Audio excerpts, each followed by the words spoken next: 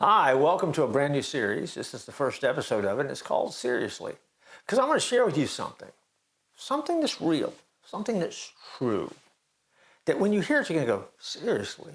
And the answer is yeah, seriously.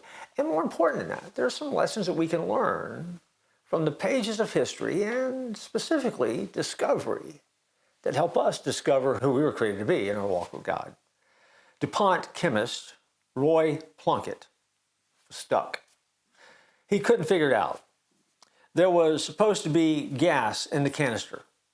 But when his assistant, Jack Reebok, opened the valve, nothing came out.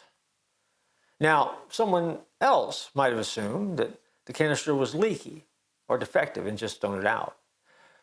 But the good things is that these guys took a different approach. The two men at the time were working on coming up with a non-toxic refrigerant that could replace Freon. You know what Freon is. And so the gas was a compound called TFE. I could pronounce it for you, but I'd butcher it and then you wouldn't like the video as much. They had mixed it up. They were keeping it on dry ice and they were testing it. They weighed the canister and found it weighed just what it should with the gas inside of it. But yet, when they opened it, nothing. They stuck a wire in the valve to make sure it wasn't plugged up. It wasn't. Still mystified, they did the only thing they could think of. They sawed the canister in half. Again, kind of high risk if you're not sure what's going to be inside that canister when you're done mixing chemical compounds. Inside, they found the most amazing thing. And it caused them to stop and go, seriously? Because the gas had morphed into a greasy white powder. Plunkett, being the guy, the chemist, sniffed it. Then he did the unthinkable. He tasted it. And after he sniffed it and tasted it and didn't die, then he started testing it. And he came to realize that he had accidentally created the most slippery substance that he had ever encountered in his life. They went on to think that this must be the most slippery substance anywhere on earth. Something that one day would be used in everything from the atom bomb to frying pans. What did they create? They created Teflon. Teflon. This is 1938. And in addition to being slippery, Teflon is also inert. No other substance will chemically react to it. And so it's impervious to heat. That's the beauty of it. What they accidentally created was something that went far beyond anything that they could have imagined ever creating. And so most of us have heard of Teflon pans. When you cook in them, nothing sticks. Of course not, because it's being made out of the slipperiest compound ever created.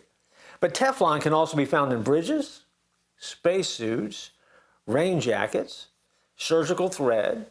Interior iron framework of the Statue of Liberty even uses Teflon. And it's coated with Teflon to keep it from corroding. Who knew? Yeah, seriously. Teflon was a mistake that led to an amazing recovery. And Teflon is one of those things that we understand simply means nothing sticks to it.